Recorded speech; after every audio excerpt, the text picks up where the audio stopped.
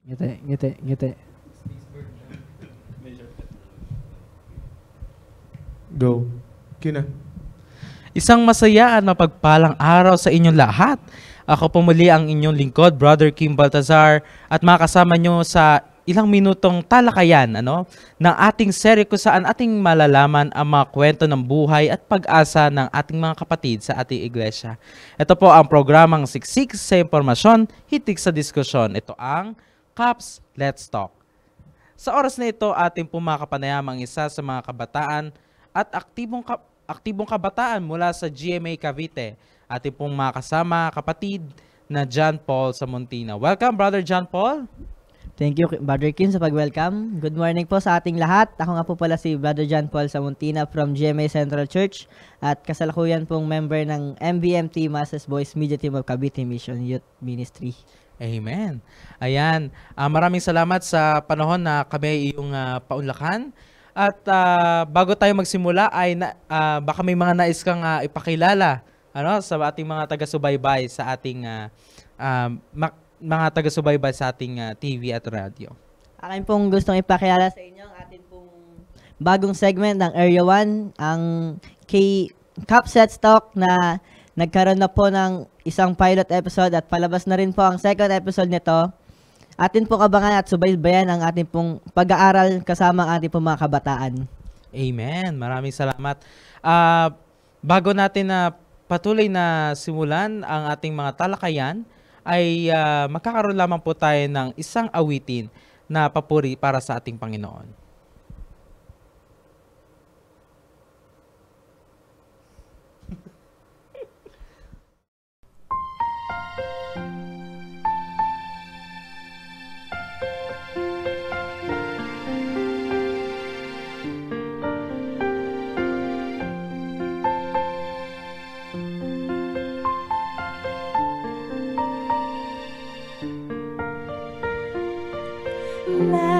Majesty,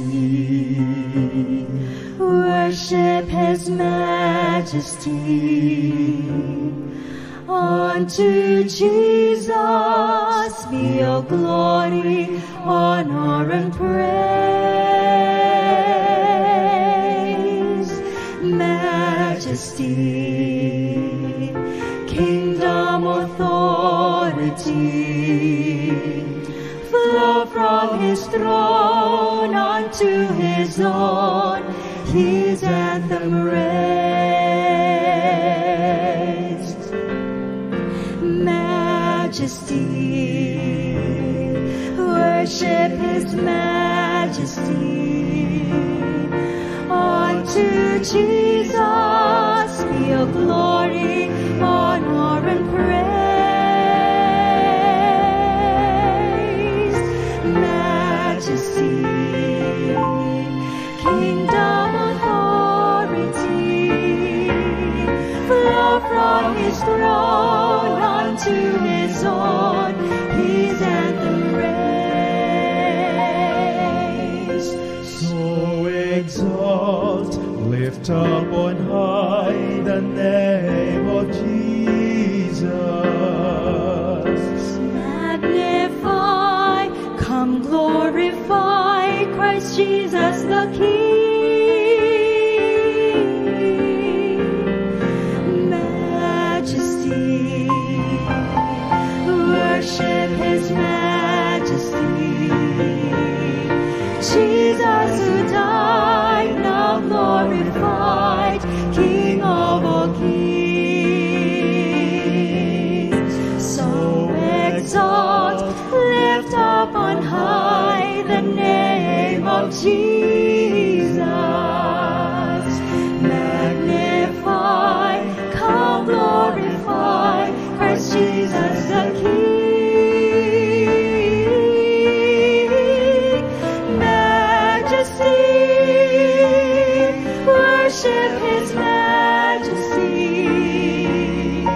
Jesus who died, now glorified. He is the King of all kings.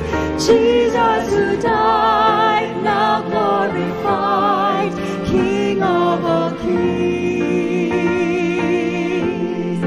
Jesus who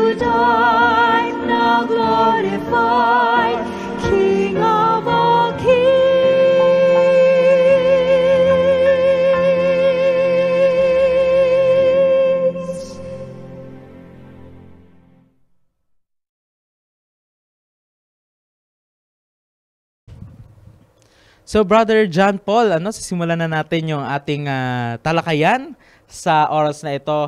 Sa unang katanungan ay, paano mo nakilala yung Panginoon sa pamamagitan ng media ministry? Nakilala kong Panginoon simula nung pandemic na tayo nasa bahay lamang at ang ating mga worships ay ginanap sa Zoom as online at unti-unting lumago ang ating mga Zoom meeting and online platform na ginamit natin, which gumamit na rin tayo ng Facebook Live na isa rin ako sa mga nag-operate dun sa Malia Church. Isa na rin ako sa naging operator at communication department ng aming lokal na simbahan. Amen. So, paano ka nagsimula sa ganitong media ministry? So, una, nakilala mo na yung Panginoon.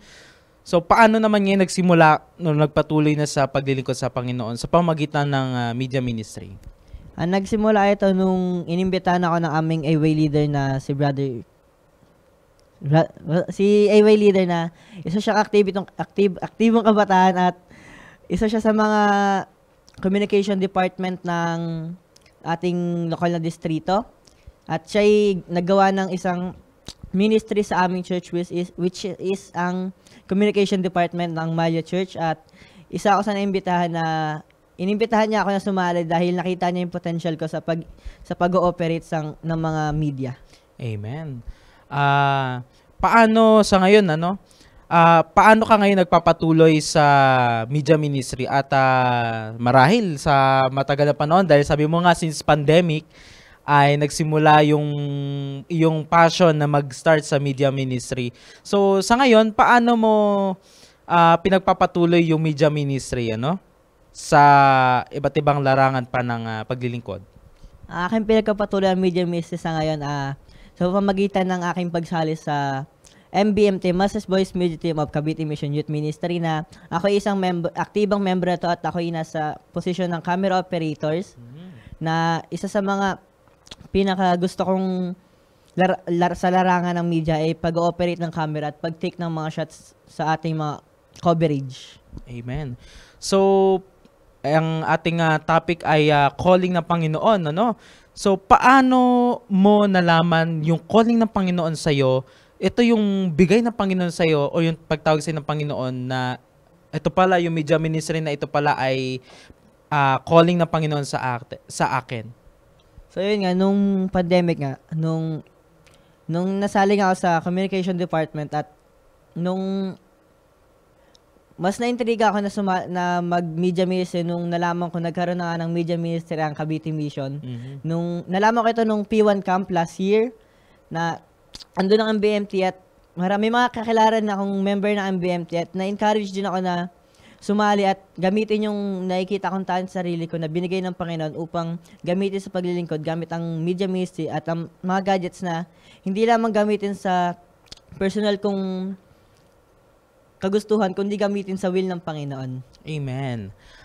Bilang kauli-uli ang katanungan, Brother John Paul, ano yung nais mong sabihin, banggitin sa mga kabataan, lalo na sa mga kapatid, na marahil naguguluhan or hindi pa alam ano ba yung calling ng Panginoon para sa kanila? Aking masasabi sa aking may papayo ay ating ipanalangin lang ito at hayaan natin ng Panginoon na magbigay sa atin ng daan at makita natin ang ating calling niya sa atin, dahil bawat kabataan at bawat kapatid na ating nasa lumuha ay ang Panginoon ay may binigay na talento sa atin at gamitin lang natin ito kung nakikita natin ang calling ng Panginoon sa atin. Amen. So napakabuti talaga ng Panginoon, mga kapatid, sa paglilingkod ng isang kabataan na tinawag ng Panginoon during pandemic, during lockdown. Nakita niya ang Panginoon sa pamamagitan ng media ministry. At sa kasalukuyan nga, isa na siyang aktibong miyembro ng isang media ministry sa Cavite Mission. At purihin ang Panginoon sapagkat napakabuti niya upang abutin ang bawat isa, lalo na mga kabataan, sapagkat nung panahon na yon ay nakaranas ng kalungkutan o marahil ay naninibago sapagkat yun nga ay time ng pandemic o lockdown. Pero dahil sa isang kabataan na ito, nakilala niya palalo ang Panginoon sa pamamagitan ng media ministry. At bago ko po tapusin ang programa, ay nais ko pong basahin sa inyo ang nasa Philippians chapter 4 verse 13. Ang nasasabi po, I can do all things through Christ who strengthens me. At sa ating pagtatapos, ay amin po pinapasalamatan ang mga kapatid sa ating pagsubaybay sa ating pong programa kung saan ating malalaman ang buhay ng pag-asa at kung ang kabutihan ng Panginoon sa bawat isa. Ito ang Caps Let's Talk.